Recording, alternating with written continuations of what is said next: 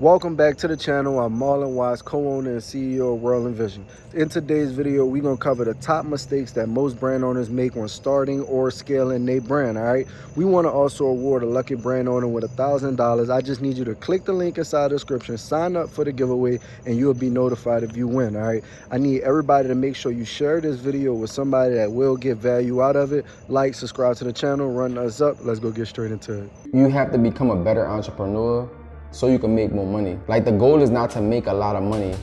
The goal is really to become a better entrepreneur, which is gonna lead you to making a lot of money. The mindset mistake that we make is we never think on a high level. We never think on a $1 million status, $1 billion status, because it's free to do so. What's good? Welcome back to the channel. I'm Marlon Watts, co-owner and CEO of WRLDINVSN. Yeah, I'm Nicholas Clark, co-owner and designer of WRLDINVSN. All right, and today what we're gonna do, we want to cover the mistakes that typically most brands make when they getting started or scaling up. The number one mistake that we see brands make is they start off with a logo being their first design or main design. When you're getting started and you don't have an audience at all, you typically should not start off with your logo because your logo has not identified itself with its audience. No one knows what your logo stands for, what your logo means, what your logo is, what the name of that is. Even if you just have your name, they still don't know what it is. And the reason why is just like you haven't established yourself. You haven't actually did the things to people to identify your brand with positivity, your brand with impact, your brand with inspiration, your brand with being fly, your brand with whatever it is that the perspective of the culture it is that your brand have. When you just getting started and you slapping your logo on that, nobody know what that is. So what we recommend you doing is figuring out some type of quote or some type of imagery that's able to sell itself. And now what you're able to do is go out and put your brand in position to start telling the story, to start telling the why, and sharing what your brand is all about ultimately, so people can understand what your brand is about. So for us, one of the main designs that got us out there was our abstract Jesus tee, which is like a colorful Jesus head. And pretty much whenever we would hang that up at a pop-up shop, people would come to us or gravitate towards us and seeing like, oh, hey, what this design all about? Even one of our scribble designs or our day and night designs are popular designs for us that if we hang up or we put on our kiosk stand or we put it at the stores, like people come to that design and want to know what this brand is about or who designed this. And now when you have items like that, that allows you to now come in and inject your story, inject your intangible feeling that gives that product more of a meaning. And what's going to start happening is as you continue to do that, people are going to start gravitating towards your logo items because now they want to support what that logo actually stands for. Last example, like we use Louis Vuitton as an example. So like when you get a Louis Vuitton bag, it just got the logo on the bag. You feel a certain way about it because you understand what that company represent or what it means or what the logo, what the brand value has to offer.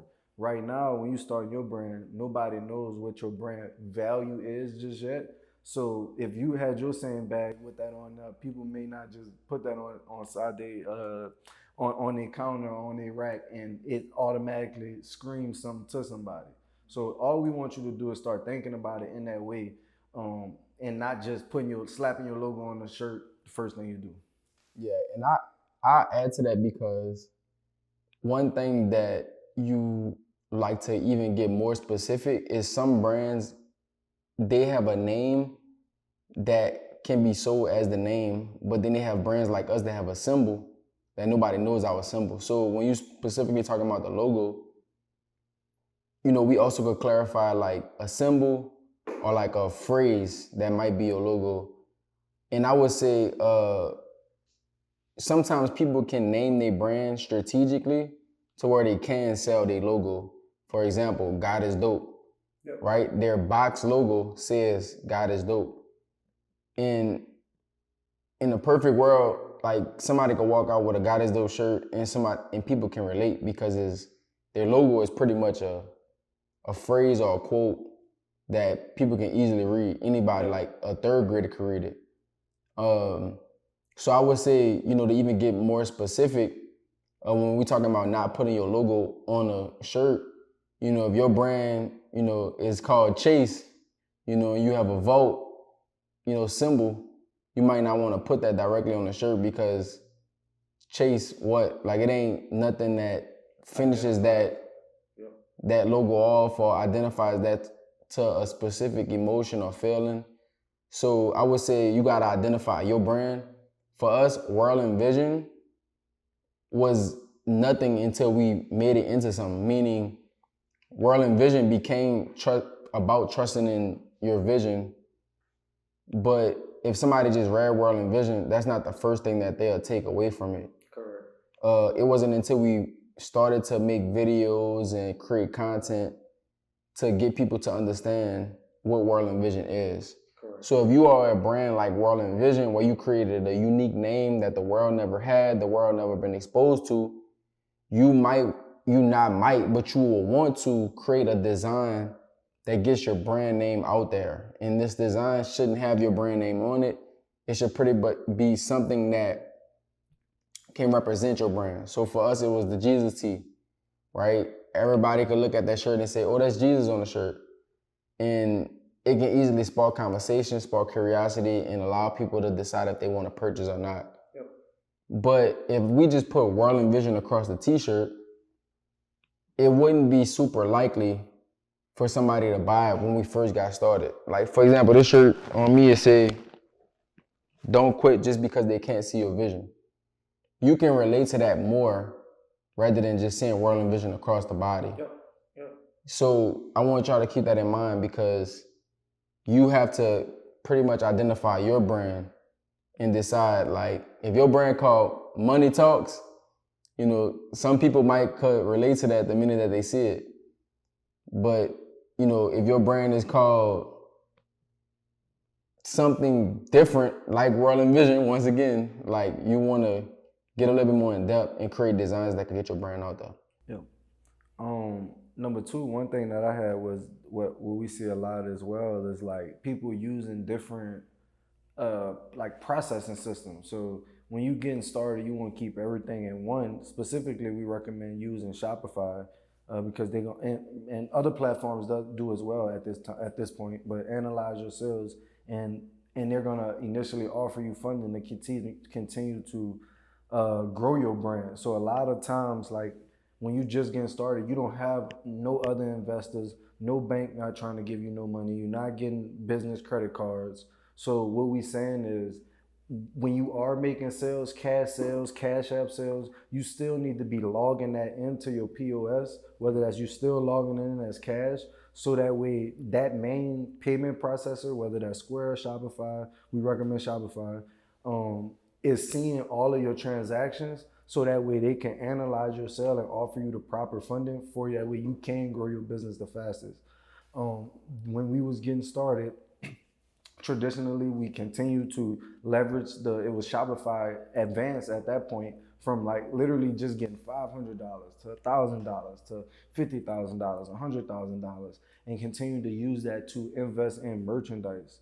But a lot of times what we see when brands are growing, they don't have the cash flow to continue to buy winning product, sell through winning product, and not have it go out without having like a period of time where they don't have anything in stock. And if you don't have anything in stock, then you're not making sales.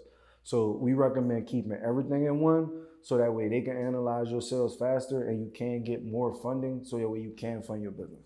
Exactly. And funding is important, like when you actually prove your concept. So if you have a great idea and it's working, like with the little resources that you have, that's a sign of like you needing funding. But I come across a lot of people all the time where like they not getting started because they looking for funding.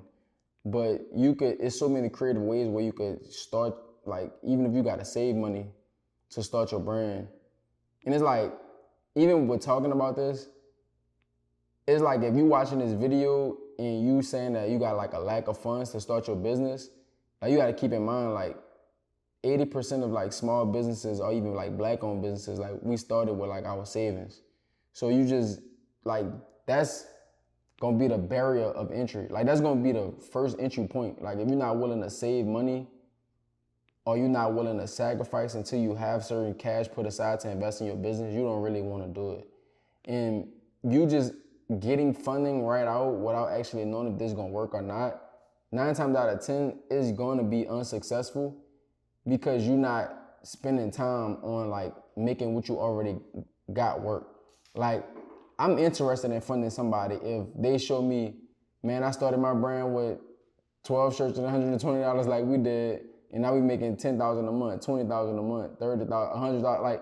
Like if you could go from starting your business with a couple $100s to making like thousands of dollars a month, that's just you showing that you can take a small amount of resources and take it to the next level. So just imagine if you had more resources to pour on what you already have. Like that's actually you becoming a better entrepreneur. So if you're somebody that's watching this video and you're like, man, I've been watching all these videos and getting all this information, but I haven't started yet because I don't have no cash or I need funding. Honestly, you're not thinking creatively to actually get going. But when it does come down to you making $10,000 a month, what you're gonna realize is that like making $10,000 a month is really not a lot of money. Yep. Like you really don't go crazy in this space until you start making like $100,000 a month. $10,000 a month, unless you have 80% profit margins, is really not that much money. Like if your profit margins is 30, 50%, like gross profit, not even net profit, like that's really not that much cash because you still have things that you gotta pay for. So once you get to 10,000, it's not about like going pop champagne and pop bottles saying I'm making $10,000 a month. It's really showing that you can accomplish things that you set out to accomplish. And now what do you need to do to go to that next level? Sometimes getting funding when you at that level is what's gonna take you to that $100,000 mark because you're gonna start to realize, damn, if I just had more merchandise, I could keep selling every single day. So that's my take on just like the funding part because it is important to all small business owners. Yeah, and I think a big part is like the actual entrepreneur itself. Because you, example you just said, like you'll be looking to invest in, somebody that then took, $100 and turned it into 10,000 or 50,000 because that showed the capability that they have to execute on an idea or operation, and now that their skill sets is proven because it's not about the brand. It's great. Everybody have great ideas, exactly. But it's really about investing in the person that could execute on that idea and turn it into success on the benefit of the investor as well, for that person and the investor. So a lot of times, like you guys need to understand, y'all not even ready for funding because you're still not the entrepreneur that if somebody came and invested $1 million today, like you really wouldn't know what to do with that $1 million inside your business besides like burn it or spend it on things that may not necessarily get you closer to the goal that you actually have because you haven't even aligned the processes. Like if you haven't even just imagine this for me for a second. Like if you are only doing, let's just say 1,000 orders a month, which is still probably a lot for some people that's watching this, 1,000 orders a month. Now, to go from 1,000 orders to go to 10,000 orders is a total different process. We saying 1,000 orders, you could do that with one person. Like 1,000 orders within a month ain't really that many, orders. That's, a couple hundred orders a day. But when you go to 10,000 orders, we talking, that's got to be 30, that's maybe 20,000 units, that may be 10,000 units, bare minimum. Now we talking about actual operations, processing, stuff getting on time. And that's when a level of like, if you can handle that, somebody's willing to invest a lump sum in you because now what they could do is take this operation that may be only running, yes, online, but maybe running in a small area and they could put it in different areas and watch it expand. But a lot of you guys, it's not where somebody could come and give your business money right now and they can immediately just start to expand in different locations and automatically start making money because you got processes, system, people ready to rock out. Like, you know exactly what you need to do. So what we saying is invest in yourself by putting all of your sales inside of one processor and allowing, these payment processes that all of your merchandise is on, like Shopify, and allow them to give you funds and continue to grow out your inventory until you build out those processes, and maybe you will be ready to go to invest and get a large sum of money. Exactly. Like the crazy part about it is like you have to become a better entrepreneur so you can make more money. Like it's not about making, like the goal is not to make a lot of money. The goal is really to become a better entrepreneur, which is gonna lead you to making a lot of money. That makes sense. Yep. Um, I would say the third thing that we run into a lot of times and mistakes that we made was we didn't start collecting data as soon as we should have. Like if you just getting your brand started, you got a way better advantage than what we had when we first got started because you can collect data now. It was like 3, 4, 5 years that we went without collecting any data. So it's important that you're getting people on your email list. It's important that you're getting people on your text mail list because, like we share all the time, your followers, your subscribers, like that's only potential. The people that's viewing your content, that's only potential clients. They're not actually inside of your ecosystem until you extract their information and you put that inside of your database. So that way, if Instagram was to go down, like it has on days, you able to send out a text like us and say, hey, Instagram's down, but our site not. Y'all could go shop direct. Why they not on Instagram? You know what they're doing? They shopping.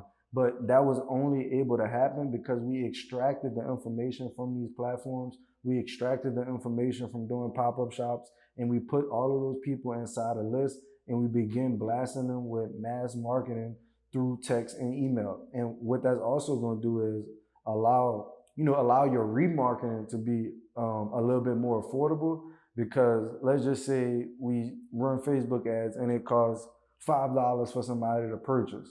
Well, that $5 that it costs for somebody to purchase, you now have the information. And then when we go back and drop the next drop, we can text them for pennies. We can send them a email for pennies.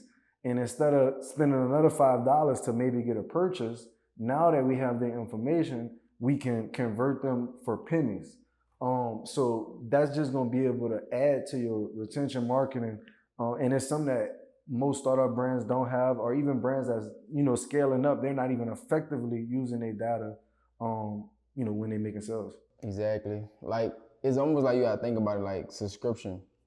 Like, but the only way to keep the subscription flowing is if you have the data from the people that's been buying from you. Because if you're gonna spend millions of dollars in marketing and not collect data, you pretty much gonna waste a lot of money.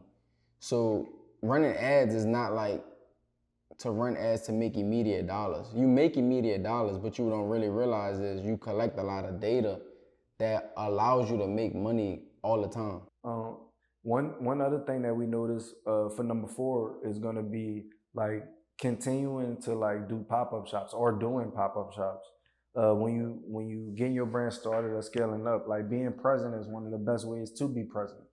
And what we mean by that is like even when we're doing these big festivals, we still see multi-million-dollar corporations investing in being present, like a Chase or a Edwards Jones or a Home Depot or a Lowe's. Like all of these companies are still investing to put their brands in front of your face or have representatives talking to you about their products and what they have to offer. Sometimes for us, we the ones that's selling at these events, but they giving stuff away. Just so that way people can stay top of mind for those companies. So it don't matter like how big your company is. Like State Farm, they pretty much probably sell millions of dollars over the phone or online by you just calling and getting a quote. But they still present at these events, making a brand feel like you're more welcome. Because like a lot of times what happens when we doing our pop-up shops is we'll get, man, I saw y'all online or I watch y'all on YouTube. And now when people connect, like seeing us online versus seeing us in person, they resonate with that a lot more and they're willing to buy. So like a lot of times, like being present is going to be one of the easiest ways and one of the most effective ways to really start building your brand community and identifying your community with the brand. And another big thing that pop-up shops do as well is allow you to get like analytics from like who buying, what products they really like, people tell you their real feedback, because a lot of times when y'all put y'all products online, nobody not telling you what they really think about it, or you're not really seeing the ones that people don't like because people just scrolling. But when you go into the pop-up shop, you can see what shirts everybody grabbing, what shirts everybody going to, what shirts everybody talking about, what shirts everybody checking out and buying, what sizes people buying, like what they actually saying when you tell them your story. And another thing that I recommend everybody do is like get feedback from the customers. So like ask them like what made them buy. Like, what was it that attracted them to the brand? Like, even if they didn't buy, ask them why didn't they purchase today? Like, just be honest. We want to know everything. Was it just because you wasn't able to at the moment, or maybe it just wasn't like, oh, we didn't have nothing that you specifically like? But that allows you to know, because now what that's going to do is allow you to start crafting what your real target avatar looks like, and so that way you can put your brand more in a position for them. And number 5. This one right here is gonna be a mindset mistake, because people think by saving a lot of money, like they think that they're doing themselves a benefit, when in reality, like you should be putting yourself in a position to make more money, so you wouldn't even have to worry about the savings part. And let me explain this. It was like it was a quote about stop buying like $5 coffee every day, because it's like you could save $150 a month. If you save $150 a month, then you can save like over $1,000 in a year. But like, if you make hundreds of thousands of dollars a month, if not millions of dollars, like, do you think that a multi-millionaire or multi-billionaire care about buying a $5 coffee every single day? They're not focused on them trying to save $5 a day. They focus on how they can make $5,000 a day, $50,000 a day. So when you spend your time focusing on like how can you get the best bang for your buck, you're not really maximizing your opportunities. For example, if you get a product and you get 15 products, 15 of this one product, one shirt or whatever, and then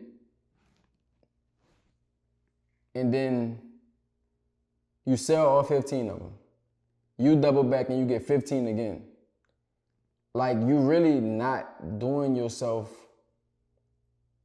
you're not making your business get bigger, because you're still playing super conservative. Like, if you just got 15, you should be focused on getting 30, then turning 30 to 60, 60 to 120. Like, your mind should be focused on like, how can I get 1,000? How can I order 1,000 of these one day?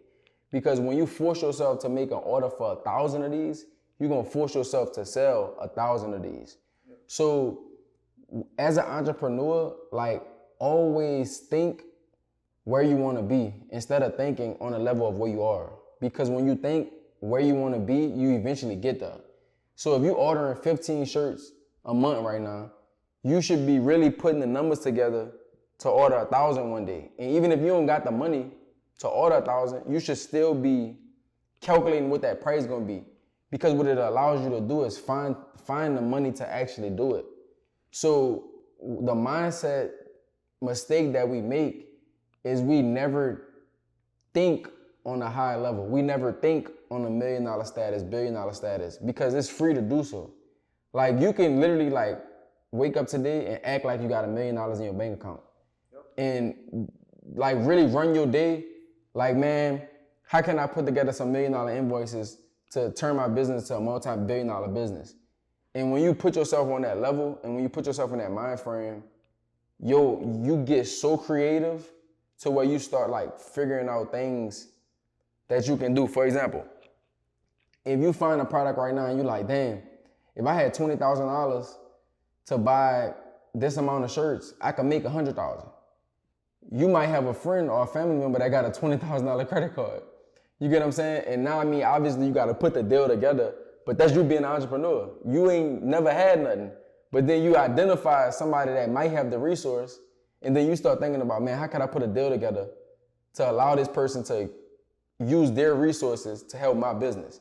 And then you make that one move and you make that one risk, it could literally catapult you to the next level to get to exactly where you want to be. If you take somebody else's 20,000 and flip it to 100, pay them back, you got like so much more product now. You got so much more potential.